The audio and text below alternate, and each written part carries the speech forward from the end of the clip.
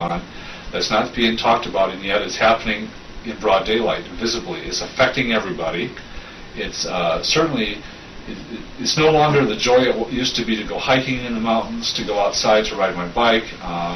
I've had more upper respiratory and lower respiratory and sinus infections and health problems in the last 5 years than I have in all my life combined. And so that's part of my concern, and also a lot of the people that I care about have been very ill. But in terms of, are they going to stop it? Because the public is concerned? Well, the public is going to have to get really, really concerned in a very, very big way. And the thing that, I mean, now that's a cynical view. A paranoid view is that, well, if the public does have a big outcry against this, well, we already know they can blatantly spray us with whatever the hell they please, and it could be, you know, they could put, you know, put us to sleep or something, you know, they could put something in, you know, some tranquilizers or something. We'd just be walking zombies. In a lot of ways, I think a lot of our population are walking zombies. I mean, the lack of, the general lack of the ability to think critically about anything outside of one's own personal life, safety, football games, is astounding to me. The hopeful view is that they're going to stop this at some point during my lifetime so that I can see blue skies again. And you know what? I've never, ever had that feeling before until this started, that there's actually one thing I want to see before I die, and that is a really deep blue sky.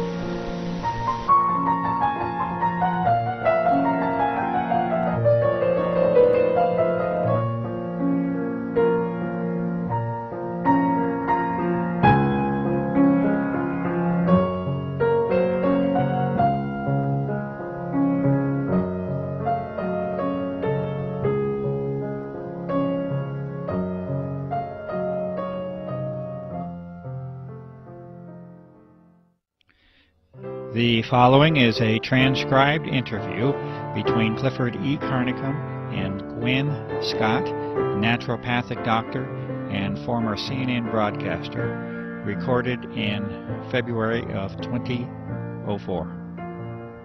Question: when did you become aware? When did you find out? How did you find out about the existence of these operations, and whether they are real or not?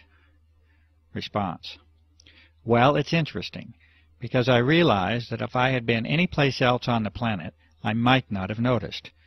And so I am wondering how I ended up in the catbird seat to actually observe this operations. As you know, I live in a very rural area, and when I first moved here, the air was pristine.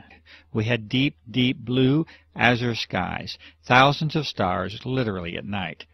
Probably one of the least polluted air supplies in this United States, because New Mexico is a very rural state. Very few people, very little industry. It's one of the things that drew me here. So here I was sitting, reading in front of a 5-foot by 5-foot bay window one day, and I see these jets. I assume they're jets. They're high and they're going fast, and they're not leaving the little 2-inch things that I'm used to seeing.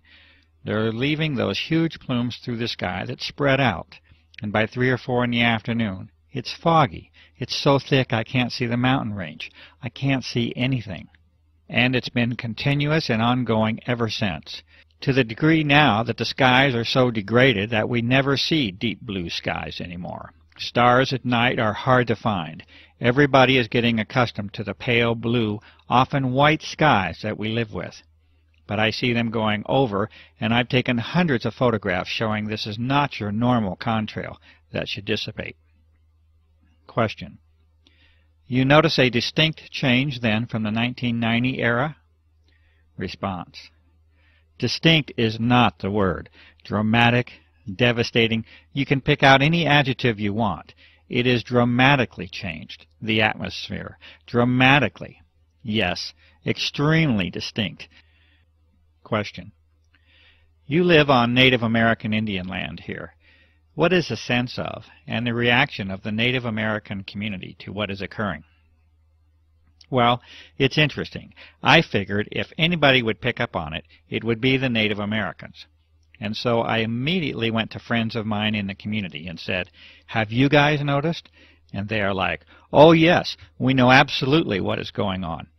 In fact, all 13 of the Pueblo governors had a meeting in secret to discuss it, what they would do. Would they come out and protest it openly? What would they do? And after this meeting they determined the following things. No, they would not. That it was just another dumb thing the white guy was doing, and at that point I don't think they understood the true significance. But now I think they do.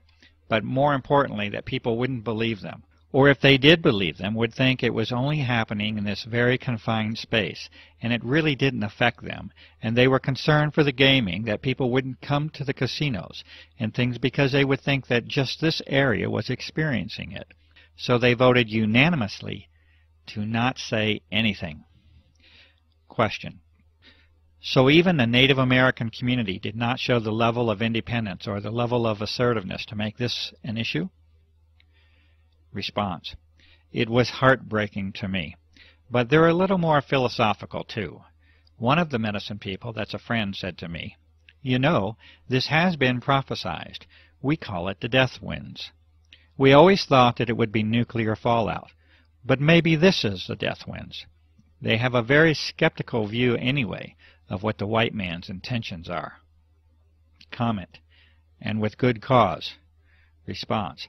And with good cause, and with history behind it. So, and they've also lost every battle, basically, they have fought that way.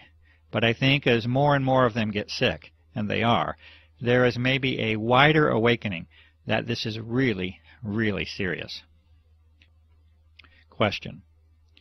You have a background in the world of journalism, and specifically broadcast journalism. Can you talk a little bit about that background? And also the relationship of the media to what is occurring, what has failed, what has worked, any efforts that you have made to motivate the media to involve themselves in this, to cover this issue. Response. Yes, well, you and I are friends now, so you know that I was in broadcasting for 30 years. I worked for all 3 affiliated networks, ABC, NBC, CBS, in many of the larger markets, and I culminated my career as an anchor at CNN and Headline News. So the medicine part of me was kind of going along as my passion, and so I made my living and had my career as a broadcaster, and any free time I had was spent studying the medicine, because that was where my true heart lay. So I have over the years a lot of really good contacts in some pretty high places in the media. But I would imagine pretty much everybody watching this will know there has been dramatic changes in the media. Who owns the media? The quality of human now being attracted into the media. In other words, why are they there?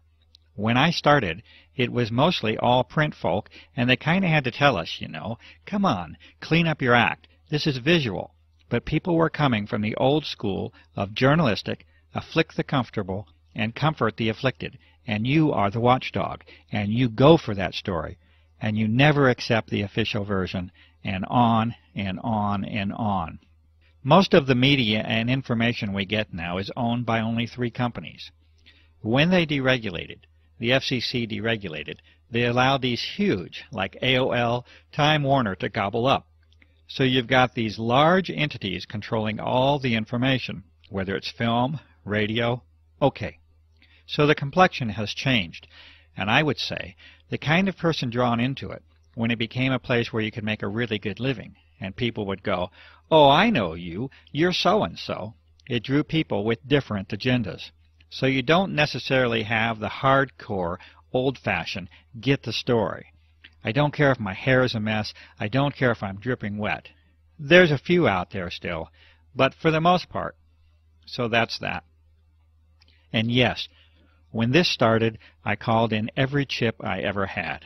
I called a very good buddy at CNN, who really assigned most of the stories. He was very high, very interested.